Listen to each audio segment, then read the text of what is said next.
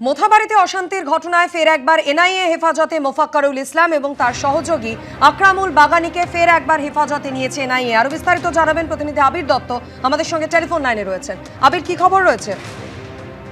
Police এদেরকে গ্রেপ্তার করার পরে যখন আদালতে পেশ করে এবং এরপর যখন এনআইএ তদন্ত নেয় তখন মোট 12টি কেস রি-রেজিস্টার করে এনআইএ এবং সেই কেসের মধ্যে বেশ কয়েকটিতে নাম ছিল এই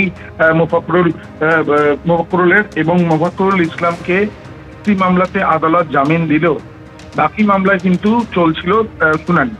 এবং সেই পরিপ্রেক্ষিতে সুজাপুরে জাতীয় সড়ক অবরোধ এবং অবরোধে উস্কানি ও প্ররোচনামূলক বক্তব্য পেশের জন্য এনআইএ তাদের এই যে নির্দিষ্ট 12টির মধ্যে একটি কেস রয়েছে সেই কেসে তাকে হেফাজতে নিল। তাকে জেল হেফাজত থেকে তাকে আজকে আদালতে প্রডিউস করা হয় এবং দুজনকেই শোন অ্যারেস্ট করা হয়। 27শে এপ্রিল পর্যন্ত মোফাক্করুল ইসলাম ও আকরামুল বাগানি এই দুজনকে এনআইএ হেফাজতের নির্দেশ দিয়েছে নগরদারা আদালত। ধন্যবাদ আবির। মোথাবাড়ির অশান্তির ঘটনায় ফের একবার এনআইএ হেফাজতে মোফাক্কারুল ইসলাম, মোফাক্কারুলের সহযোগী আকরামুল বাগানিকেও ফের হেফাজতে নিল এনআইএ।